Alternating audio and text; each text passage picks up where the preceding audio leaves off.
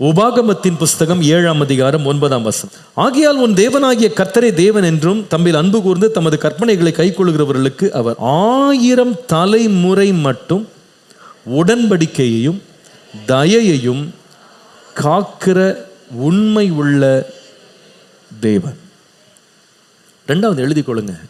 A little one will not only become a company of 1,000, a little one will receive covenant for 1,000 generations. ஒரு சிறியவன் 1000 தலைமுறை மட்டும் காக்கப்படுகிற ஒரு உடன்படிக்கையை அவன் பெற்றுக்கொள்கிறான்.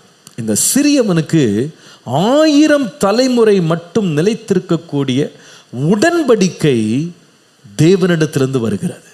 கர்த்தருடைய பரிசுத்த நாமத்திற்கு மகிமை உண்டாவதாக. நம்முடைய தேவன் உண்மை உள்ளவர் என்று அந்த இடத்துல எழுதியிருக்கிறது.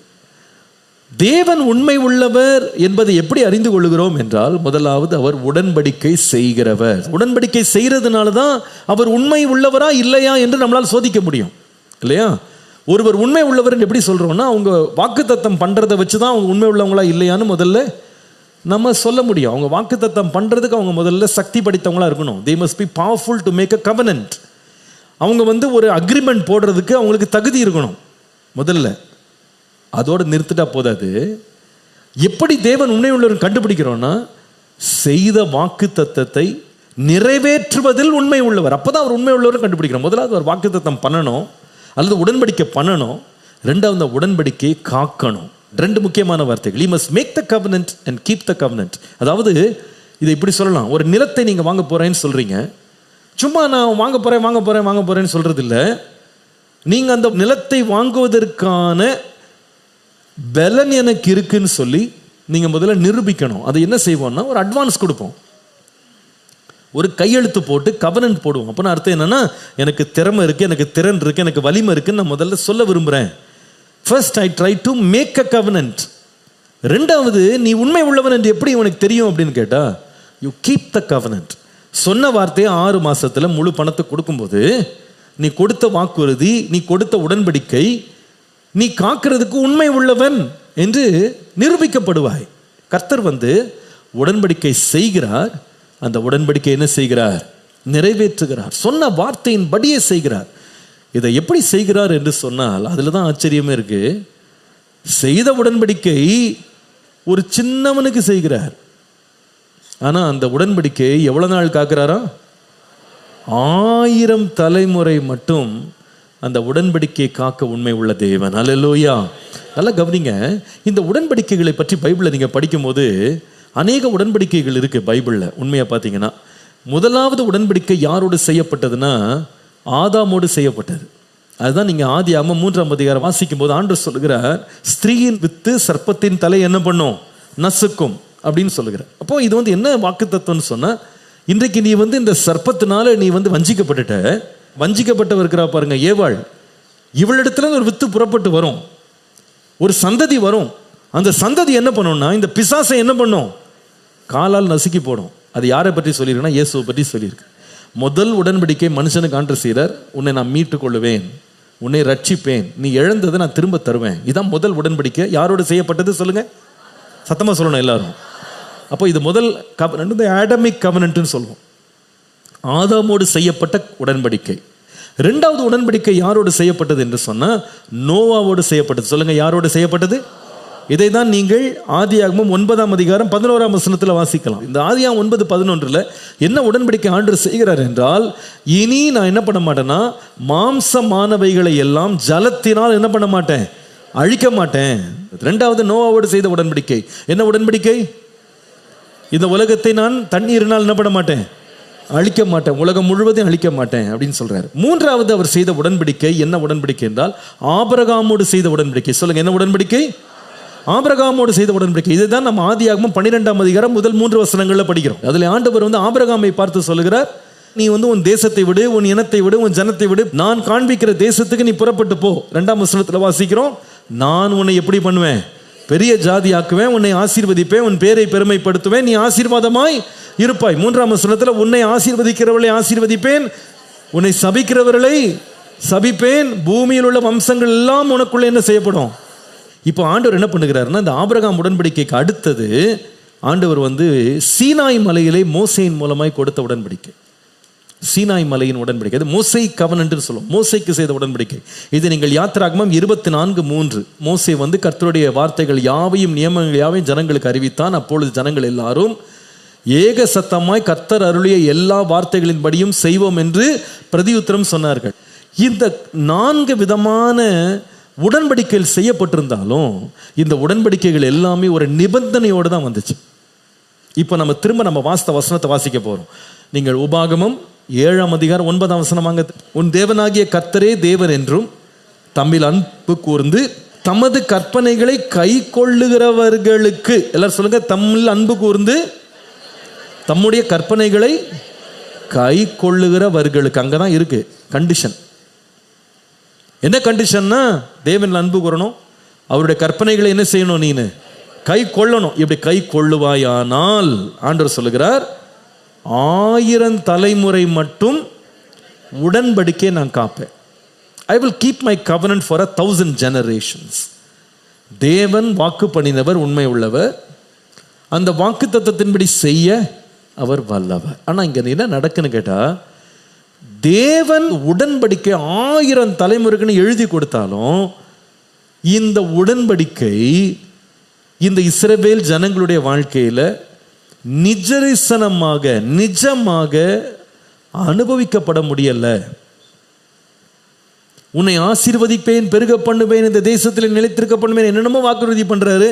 ஆனா ஜனங்களை பார்த்தா அப்பப்போ தங்க தேசத்திலிருந்து விரட்டி அடிக்கப்படுறாங்க, சிதறி போகிறாங்க, பாபிலோனுக்கு போறாங்க, அசீரிய ராஜாவால் கைப்பற்றப்படுறாங்க, தேசத்தை இழக்கிறாங்க, எருசலேம் இழக்கிறாங்க, தேவாலயம் எரிக்கப்படுது, தேவாலயம் அழிக்கப்படுது, இந்த மாதிரி மதில்கள் எல்லாம் உடைக்கப்படுது, ராஜாக்கள் கொல்லப்படுறாங்க, அவங்க எல்லா இடமும் சிதறி போறாங்க, அடிமைகளாக மாறுறாங்க, கைதிகளாக மாறுறாங்க, அகதிகளாக மாறுறாங்க.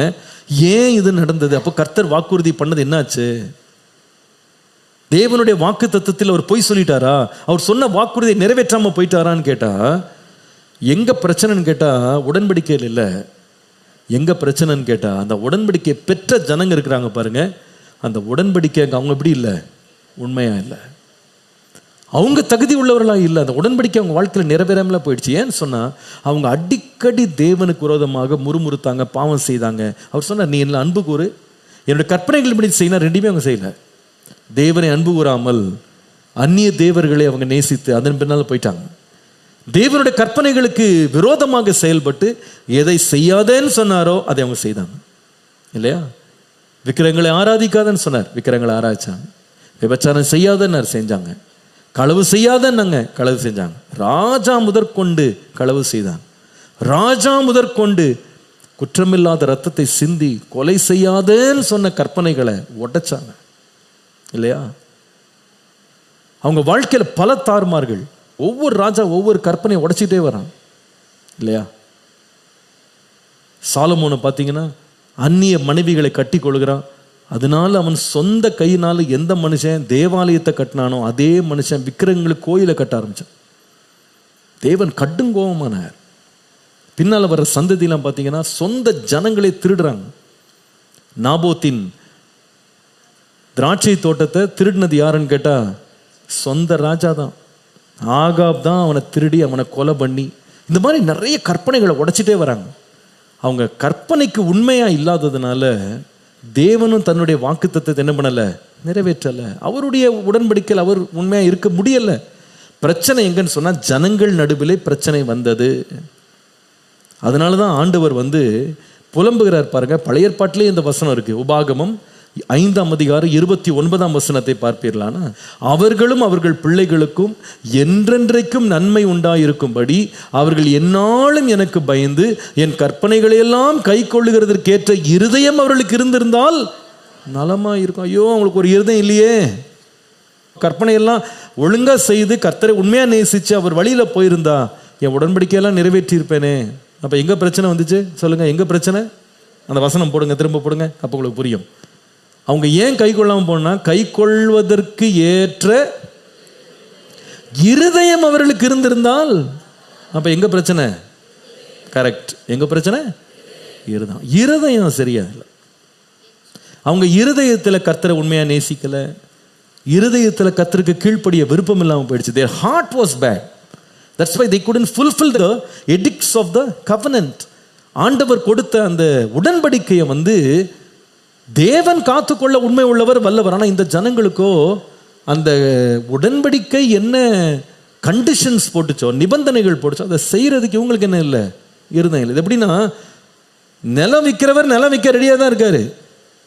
ஆனால் அக்ரிமெண்ட் போட்டவன் என்ன பண்ணுறான்னா, காசு இல்லைன்னு சொல்லிடுறான், இப்போ வாங்க மனம் இல்லைன்றான். அப்போ விற்கிறேன்னு சொல்லி உடன்படிக்கை பண்ணவன் விற்பானா? இருக்க மாட்டான் இல்லையா?